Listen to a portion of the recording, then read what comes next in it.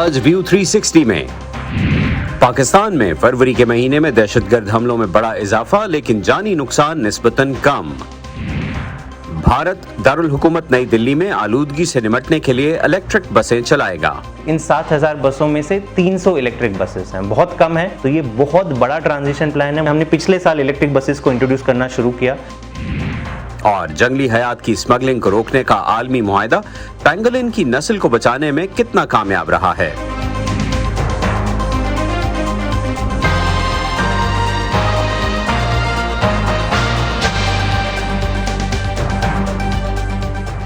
Voice of امریکہ کے Washington studios میں آپ سب کو خوش آمدید۔ آپ دیکھ رہے ہیں پروگرام ویو 360 اور میں ہوں محمد عاطف۔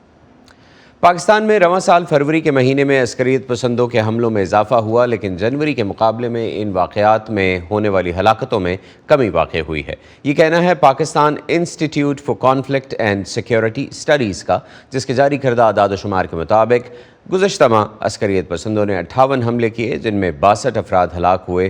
ان میں 27 عام شہری، 18 سیکیورٹی فورسز کے اہلکار اور 17 عسکریت پسند شامل تھے، جبکہ 134 افراد زخمی ہوئے، جن میں 54 شہری، 80 سیکیورٹی فورسز کے اہلکار شامل ہیں۔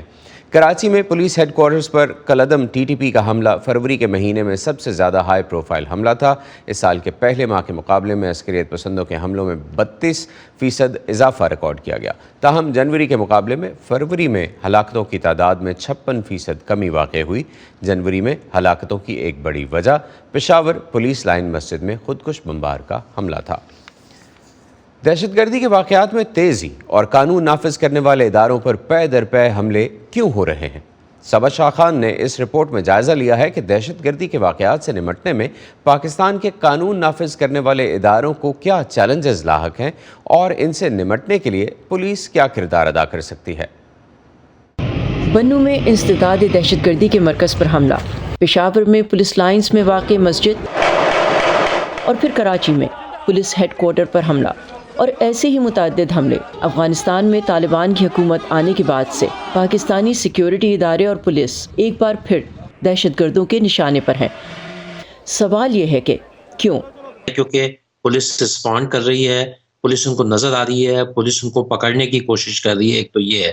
دوسرا یہ کہ جو حالی دہشت گردی کا جو سلسلہ آپ دیکھ رہے ہیں، یہ تو جو افغانستان میں ایک سچویشن ڈیولپ ہوئی ہے، کچھ لوگ واپس آ گئے ہیں ان میں سے، کیونکہ وہ جانتے ہیں جو دہشت گرد ہیں اور انتہا پسند ہیں کہ ہم نے اگر جن کے رول آف لا انسٹیٹیوشنز کو اگر ہٹ کیا، پولیس کو اگر ڈرا دیا، اور police first line of defence ہوتی ہے ہمیشہ، فوج بڑی امپورٹنٹ ہے، فوج سیکنڈ یا تھرڈ لائن آف ڈیفنس ہوتی ہے۔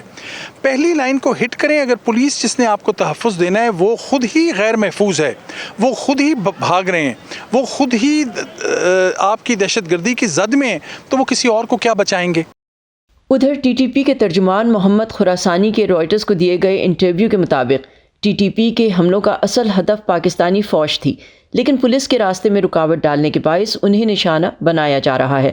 لیکن پاکستانی پولیس کا اور اس کے مراکز کا دہشت گردوں کے حملوں کا آسان نشانہ بن جانا، اس سے پولیس کی خود اپنی حفاظت کی اہلیت اور انہیں دستیاب ذرائع کے ساتھ ریاست کی دہشت گردوں سے نمٹنے کی پالیسی پر بھی سوالات پیدا ہوتے ہیں۔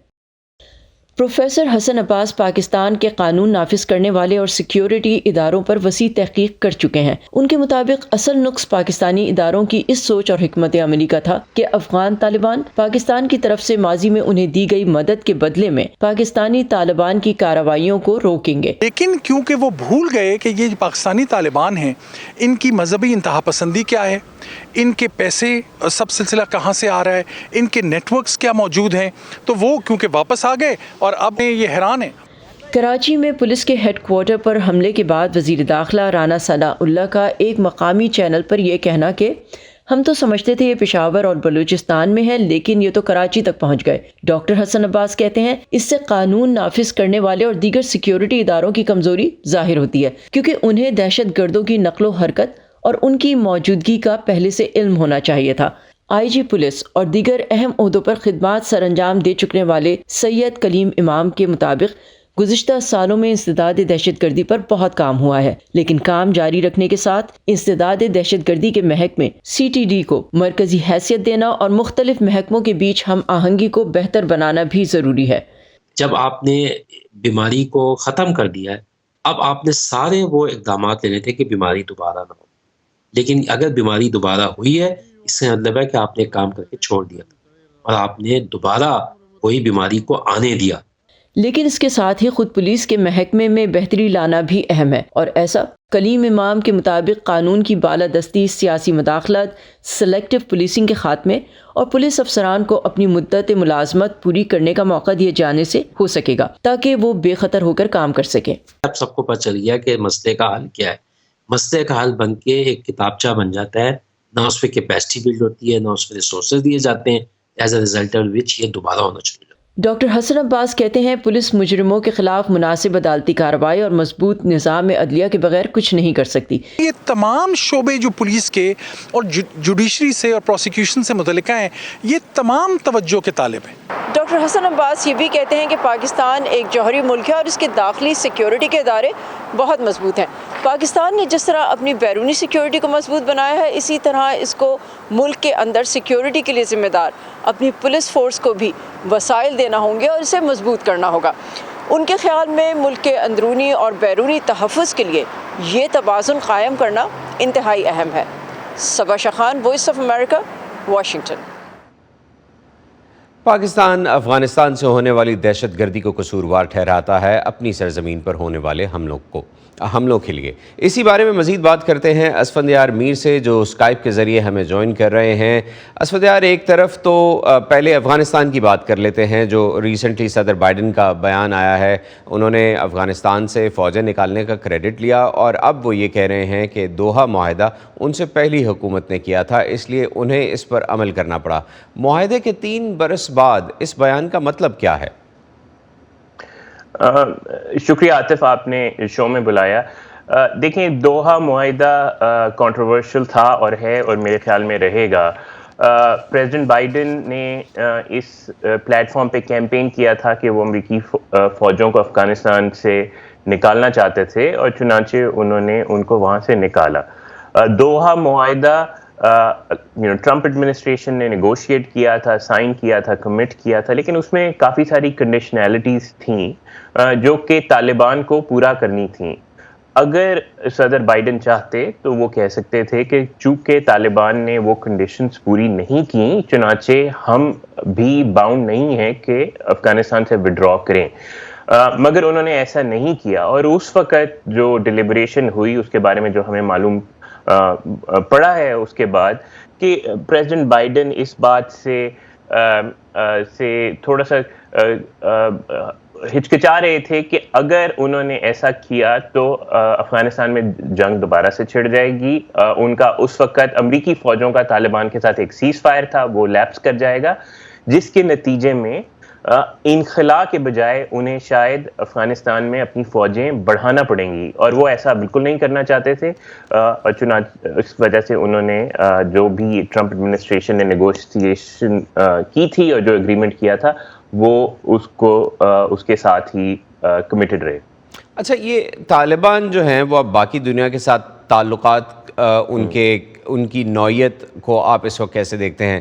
مغرب ان سے بات چیت کر رہا ہے، تھوڑی بہت طالبان کو یا افغانستان کو امداد بھی مل رہی ہے مغرب سے، خاص طور پر فوڈ سیکیورٹی اور ان ایریاز میں، اور مغرب انہیں یاد بھی کروا رہا ہے کہ انہوں نے جو وعدے کیے تھے ان کو پورا کرنا ہوگا. دوسری طرف بعض ملکوں نے افغانستان کے سفارت خانے اپنے ملکوں کے اندر طالبان کے حوالے کر دیے ہیں. اس مکسڈ اپروچ سے کوئی فائدہ ہوگا یا نقصان؟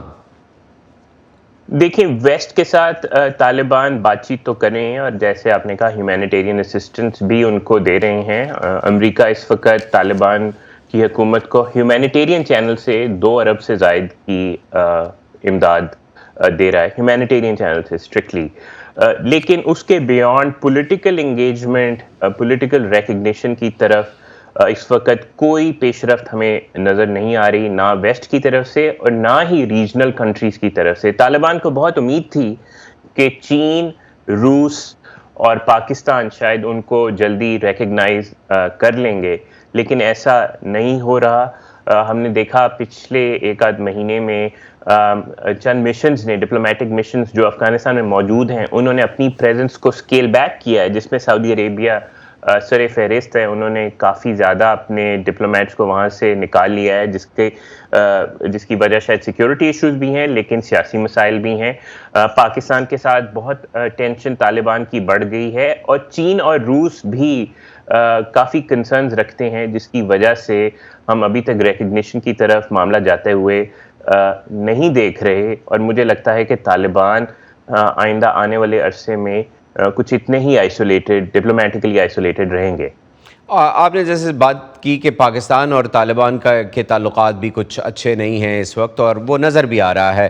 حال ہی میں پاکستان کے وزیر دفاع اور ISI کے چیف افغانستان گئے, اور اس اگلے ہی دن بارڈر پہ ایک اور جھڑپ ہوئی پاکستانی فوجیوں اور طالبان کے درمیان.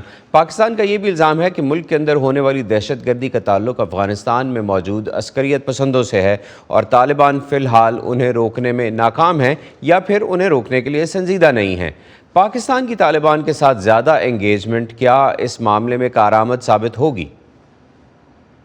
دیکھیں, پاکستان نے کافی انگیج کیا ہے طالبان کے ساتھ پچھلے 18 مہینے میں. جب طالبان کی حکومت آئی تو پہلے 4-5 مہینے میں تو پاکستان یہ مدعا لے کر انٹرنیشنل کمیونٹی کے پاس گیا کہ طالبان کو نارملائز کیا جائے, ان کو ریکگنائز کیا جائے, ان کی امداد کی جائے, ان کو سٹیبلائز کرنے کے لیے انٹرنیشنل کمیونٹی اس حکومت کی مدد کرے.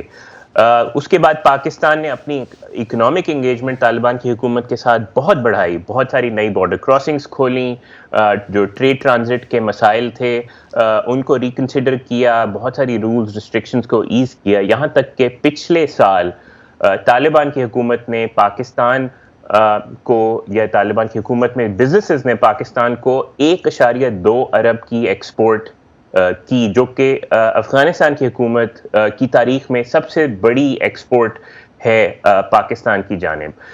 لیکن اس سب کے باوجود, اس انگیجمنٹ کے باوجود, طالبان TTP کے ساتھ بہت کمیٹڈ ہیں. ان کی لیڈرشپ کو ایک طرح کا پولیٹیکل اسائلم دے رکھا ہے, ان کے فائٹرز کو ٹریننگ کی اجازت, فنڈ ریزنگ کی اجازت دے رکھی ہے.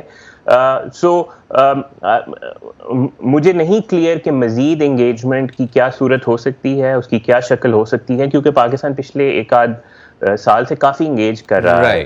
رائٹ, ٹھیک ہے, بہت شکریہ اسفندیار میر, آپ نے ہمیں جوائن کیا. ہمارے سیگمنٹ کا ٹائم یہیں ختم ہو رہا ہے. شکریہ, آپ ہمارے ساتھ تھے. شکریہ. آج کے دور میں سچائی اہم ہے. دنیا میں کہیں بھی سچ کو جانیے صرف ایک کلک سے. VOA پلس پر معلومات اب آپ کی دسترس میں. سیاسی تبدیلیاں, حقیقی کہانیاں, حقیقی لوگ. صرف ایک کلک سے خود کو جوڑیے دنیا بھر کی آوازوں سے, کسی بھی وقت, کسی بھی جگہ, صرف VOA پلس پر. دنیا کی بڑی معیشتوں اور صنعتی ملکوں کے گروپ G20 کے رہنماؤں نے جمعرات کو نئی دہلی میں اپنے اجلاس کو یوکرین کی جنگ پر کسی اتفاق رائے کے بغیر ختم کر دیا. بھارتی وزیر خارجہ کے مطابق اجلاس میں یوکرین جنگ اور چین کے بڑھتے ہوئے عالمی اثر و رسوخ کی بحث باقی معاملات پر حاوی رہی. اس موقع پر اجلاس سے ہٹ کر یوکرین پر روس کی جنگ شروع ہونے کے بعد پہلی دفعہ امریکی وزیر خارجہ اینٹنی بلنکن اور روسی وزیر خارجہ سرگئی لاروف کے درمیان تقریباً 10 منٹ کی ایک مختصر ملاقات ہوئی.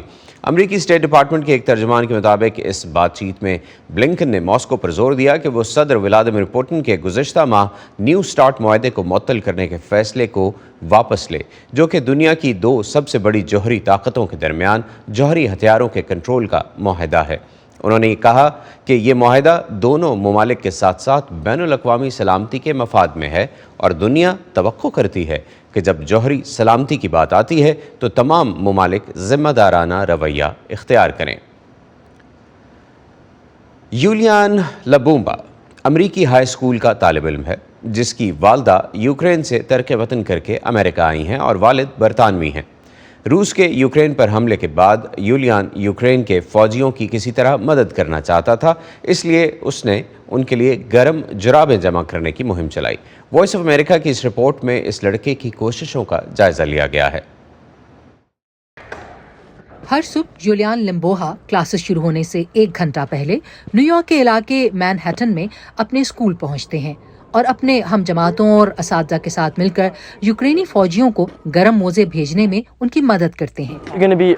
मेरे ख्याल में स्कूल में 300 से ज्यादा मोज़े जमा हो गए हैं। ये सब एक तस्वीर की वजह से शुरू हुआ। मैंने यूलियान को एक तस्वीर दिखाई जिसमें खंदक में एक सिपाही अपने पाँव एक मोमबत्ती से गर्म कर रहा है। तस्वीर ने यूलियान को हिला कर रख दिया। यूलियान की मां ओक्साना कई साल पहले यूक्रेन से अमेरिका आ गई थीं और एक तर्जुमान के तौर पर काम करती हैं। इनके वालिद बर्तानिया में पैदा हुए थे, लेकिन वो यूक्रेनी जबान भी बोलते हैं। यूलियान को आज भी वो दिन याद है जब उन्हें रूस के हमले के बारे में इल्म हुआ था। मैं सोने की तैयारी कर रहा था और फिर मैंने CNN पर देखा कि जंग छिड़ गई है, यूक्रेन के अंदर गोलियां चलाई जा रही हैं। ये वो वक्त था जब मुझे बहुत सदमा पहुंचा। पूरी जिंदगी में मेरे कभी ऐसे एहसासात नहीं हुए जैसे 24 फरवरी को थे। दूसरे दिन टीवी पर मैंने देखा कि रूसी टैंक एक कब्रिस्तान को तबाह कर रहे हैं। यादगारों के टुकड़े दाएं बाएं उड़ रहे थे। मैं इतना जोर से रोई कि पड़ोसी परेशान हो गए। न्यूयॉर्क में हजारों रज़ाकार यूक्रेन को इंसानी बुनियादों पर इमदाद भेज रहे हैं, जिसमें अद्वियात और मुख्तलिफ जरूरी अशिया शामिल हैं। मोज़े फौजियों के लिए इंतहाई जरूरी अशिया में शामिल हैं, चाहे मौसम कोई भी हो। इसलिए वो यूलियान की कोशिशों का मरकज बन गए। हाई स्कूल के मुंतजमीन भी यूलियान के इस मकसद में शामिल हो गए हैं और उन्होंने मोज़ों के 200 से ज्यादा जोड़े अतिया किए हैं। दिन भर की क्लासेस मुकम्मल करने के बाद यूलियान जुराबें तैयार करने वालों को पैगामात भेजते हैं कि वो अतियात दें। इनके जहन में एक वाज़ेह मकसद है। मैं अपनी माँ के आबाई शहर वापस जाना चाहता हूँ और उनकी वो तमाम चीजें देखना चाहता हूँ जो वहाँ अब भी मौजूद हैं। एक बार फिर दरवाज़ा खोलूँ, शहर में सेब के दरख्त को देखूँ और अपनी माँ के फोटो एल्बम्स खोलूँ ताकि उनकी बचपन की तस्वीरें दोबारा देख सकूँ। इकट्ठी की जाने वाली जुराबें, जिनके अब तक 700 से ज्यादा जोड़े इकट्ठे हुए हैं, पहले पोलैंड और फिर यूक्रेन भेजे जाएंगे। वहाँ यूलियान की वालिदा के बचपन के दोस्तों में से एक जंग में शरीक है और वो दूसरे फौजियों को मोज़े तकसीम करने में मदद करेगा। यूलियान का कहना है कि जब तक जंग जारी है वो मोज़े भेजते रहेंगे। नीना विश्निवा की रिपोर्ट के साथ Ayesha Khalid, voice of America. Bharat के दारुल हुकूमत नई दिल्ली का शुमार आलूदा तरीन शहरों में होता है। यही वजह है कि अब हुकूमत फ़िज़ाई आलूदगी पर काबू पाने के लिए शहर में चलने वाली तमाम सरकारी बसों को बिजली पर मुंतकिल करने की कोशिश कर रही है। इस प्रोजेक्ट के तहत 8000 इलेक्ट्रिक बसें सड़कों पर नज़र आएंगी। इस मंसूबे की मज़ीद तफसीलात जानते हैं सुहेल कासमी की रिपोर्ट में। ये डिपो राजघाट डिपो सेकंड है। इसमें सभी इलेक्ट्रिक बसें हैं और इसको DTC ऑर्गेनाइज करती है, DTC चलाती है। एक चार्जर पे 50 मिनट लगती हैं, उस 50 मिनट गाड़ी चार्ज होती है। दिल्ली में जो पॉल्यूशन था इसके आने से काफ़ी कम हो जाएगा। दिल्ली दुनिया के आलूदा तरीन शहरों में से एक है। फ़िज़ाई आलूदगी का मसला हल करने के लिए दिल्ली हुकूमत शहर में चलने वाली तमाम बसों को इलेक्ट्रिक पर मुंतकिल करने की कोशिश कर रही है। मुझे याद है 2015 की विंटर में ही दिल्ली को गैस चेंबर बुलाया जाता था। तब हमने ये पूरा प्लानिंग शुरू करी। ये काम DDC यानी कि मेरी कमीशन जो है डायलॉग एंड डेवलपमेंट कमीशन को सौंपा गया। एज ऑन डेट इन 7000 बसों में से 300 इलेक्ट्रिक बसेस हैं। बहुत कम है, तो ये बहुत बड़ा ट्रांजिशन प्लान है। हमने पिछले साल इलेक्ट्रिक बसेस को इंट्रोड्यूस करना शुरू किया। इससे पहले जितनी भी इलेक्ट्रिकल नेटवर्क था उसको ऑगमेंट किया, तारे लगाई, बड़े बड़े सबस्टेशंस लगाए। तो ये बहुत ऐसे, जैसे मैंने कहा कि ये करीबन 1500 करोड़ तो $200 मिलियन का ये प्रोजेक्ट था। ओवरऑल 3-5-4 साल की मैं जो बात कर रहा हूँ, तो 2024 तक हमारा ये पूरा प्लान ग्राउंड पे लागू हो जाएगा। 8000 इलेक्ट्रिक बसेस दिल्ली में दौड़ेंगी। लेकिन नागदीन का कहना है कि ये मंसूबा नए मसाइल को जन्म देगा। अब जिस प्रॉब्लम को दिल्ली से हम दूर करने के लिए हम EV लेके आ रहे हैं, वो क्या होगा कि पावर जनरेशन के लिए हम यहाँ से पोल्यूशन को दूसरे राज्यों में और दूसरे छोटे छोटे शहरों में जिनकी कोई गलती नहीं है, दिल्ली के पोल्यूशन में उनका कोई योगदान नहीं है, वो उसे भुगतेंगे। जब तक अगर हम चार्जिंग और ये बैटरी और इनके रिसाइकलिंग और प्योर फॉर्म ऑफ इलेक्ट्रिसिटी जैसे सोलर पावर, अगर इन सब चीज़ों की व्यवस्था नहीं करते हैं, तो मुझे डर है कि कहीं इतना सारा कुछ करने के बाद भी इसका कोई बेहतर सोल्यूशन ना निकल पाए। दिल्ली हुकूमत शहरियों को भी इलेक्ट्रिक गाड़ियां खरीदने पर राग़िब कर रही है, लेकिन शहरी ज़रूरी इंफ्रास्ट्रक्चर ना होने की शिकायत करते हैं। पहले मैं टाटा एस चलाता था, CNG वाला चलाने से मेरे पैसे लगते थे, 150 रुपये की CNG लगती थी। इलेक्ट्रॉनिक वाला लगाने से, ये चलाने से ये फ़ायदा हुआ मुझे कि 60 रुपये में 25 मिनट के अंदर चार्ज भी हो जाती है और 60 रुपये में 80 से 90 किलोमीटर चल भी जाती है। चार्जिंग स्टेशन पे जाने से पहले हमें ना एक जिस चार्जिंग स्टेशन का जो ऐप है उसमें हम ये देख लेते हैं कि वहाँ पर पंप खाली है या नहीं है, क्योंकि उसमें शो करता है। उसी टाइम हम आ जाते हैं और चार्जिंग करने के लिए तुरंत चार्जिंग कर लेते हैं। कंपनी गाड़ी रोज़ पता नहीं कितनी लाख गाड़ी बना रही है और सेल कर रही है, सेल परचेज कर रही है, लेकिन इसकी चार्जिंग स्टेशन पे कोई भी ध्यान नहीं दे रहा। ना दिल्ली सरकार दे रही, ना इंडियन गवर्नमेंट मतलब केंद्र सरकार ध्यान दे रही। उनको ये भी ध्यान रखना चाहिए ना, जब गाड़ी रोड पे चलेंगे तो चार्ज कहाँ होंगे। सारे चार्जर ऑनलाइन दिखाएगा आपने, लेकिन जब हम वहाँ जाके देखते हैं तो वो ऑफलाइन है और उन चार्जर को ठीक करने वाला कोई नहीं है। उनकी कंप्लेंट पे कंप्लेंट डाल रखी है, लेकिन उनका कोई पूछने वाला नहीं है। अगर आप दिल्ली की तुलना बम्बई से कर लें, बैंगलोर से कर लें, तो लेस देन 1000 चार्जर्स होंगे। आज दिल्ली में 3000 चार्जर्स हैं। अगर आपको अपने घर पे चार्जर लगाना हो तो दिल्ली सरकार आपको 6000 रुपये सब्सिडी देगी। आपको केवल आपके डिस्कॉम जो आपकी पावर डिस्ट्रीब्यूशन कंपनी है उसको एक हेल्पलाइन नंबर है, वहाँ पे कॉल कीजिए, आप उनको ऑर्डर प्लेस कीजिए और net of Delhi government subsidy आपके घर में 7 दिन में चार्जर लग जाएगा। सुहेल कासमी की रिपोर्ट के साथ अजीज अहमद, वॉइस ऑफ अमेरिका। 3 मार्च 1973 को जंगली हैवानात और नबातात की मादूम होती किस्मों के तहफ़्फ़ुज़ के लिए आलमी बरादरी ने सीटीज़ मुआहदे पर दस्तखत किए, जिसका मकसद ये यकीनी बनाना था कि जंगली हयात की बैनुल अक़वामी तिजारत से उनकी बका को ख़तरा न हो। इस मुआहदे से पेंगोलिन की नस्ल को क्या फ़ायदा हुआ, देखिए इस रिपोर्ट में। जंगल में अब कितने पेंगोलिन बाकी बचे हैं? इसका जवाब है कि उतने ही जितने रातों को इंतहाई कम नजर आने वाले खुरदरी खाल वाले, चींटियां खाने और दूध पिलाने वाले जानवर जो दुनिया में सबसे ज्यादा स्मगल किए जाते हैं। युगांडा में जानवरों के तहफ़्फ़ुज़ के लिए काम करने वाले अब मसनूई ज़हानत वाले कैमरे इस्तेमाल कर रहे हैं ताकि उनका सुराग लगाया जा सके और उन्हें खतरात की बरवक्त इत्तला मिल सके। मसनूई ज़हानत वाली टेक्नोलॉजी बुनियादी तौर पर पेंगोलिन को देखने के चंद सेकंड के अंदर ये बताने के लिए हमें एक ईमेल भेज सकती है कि पेंगोलिन कहाँ है। इससे हमें ये पता चल जाता है कि किन इलाकों की खुसूसी तौर पर निगरानी करनी है। वक्त कम है और मुकाबला सख्त। पेंगोलिन दुनिया के सबसे ज़्यादा मादूम होते जानवरों में से एक है जो बुनियादी तौर पर अपनी खाल की वजह से ज़्यादा शिकार किया जाता है, जिसके बारे में ख्याल किया जाता है कि उसमें कुछ तिब्बी खुसूसियात हैं। हालांकि इसके बारे में कोई ठोस साइंसी सबूत मौजूद नहीं है। गैर कानूनी तिजारत जारी है। हालांकि पेंगोलिन खानदान की तमाम 8 अनवा को जंगली हैवानात और नबातात के बारे में साइटिस कन्वेंशन के तहत आला तरीन तहफ़्फ़ुज़ात तफवीज़ किए गए हैं। In Africa generally is the source country these days. Africa आमतौर पर एक बड़ा जरिया है जहां से अक्सर सिंगापुर के रास्ते वियतनाम और चीन जैसे मुल्कों को माल भेजा जाता है। साइटिस ने कुछ हालात में इस्तिस्ना के अलावा बैनुल-अक़वामी सतह पर पेंगोलिन की तमाम किस्मों की तिजारत पर पाबंदी लगा रखी है, लेकिन हर रुकन मुल्क को इस हवाले से अपने कवानीन इख्तियार करने हैं। इस तनाजुर में जब ये निफाज और एहतसाब की बात आती है तो साइटिस रुकन ममालिक को सिर्फ मजीद काम करने पर जोर दे सकता है। The punishments have to be much more severe. सजा बहुत ज्यादा सख्त होनी चाहिए, भारी जुर्माने के साथ तवील कैद। वो शहरी जो इंटरनेट देखते हैं वो पेंगोलिन की मशकूक मसनूआत के फ़रोग़ के बारे में जंगली हयात की स्मगलिंग रोकने के लिए सरगर्म इदारे को ऑनलाइन रिपोर्ट कर सकते हैं, जो इन मसनूआत को हटाने के लिए टेक्नोलॉजी कंपनियों के साथ काम करती है। Centre for advance defence studies की तज्ज़ियाकार एलन टायरा का कहना है कि गैर कानूनी तिजारत के ठोस सबूत तलाश करना मुश्किल हो सकता है। जंगली हयात की फ़रोख्त के लिए असल लेन देन या मुज़ाकरात बराह रास्त पैगामात के जरिए भी हो रहे हैं जो नज़र नहीं आते। ह्यूमन सोसाइटी इंटरनेशनल के एडम पेमेन के मुताबिक हकीकत ये है कि तहफ़्फ़ुज़ का सबसे ज़्यादा मौसर प्रोग्राम कम्युनिटी की शमूलियत से होता है।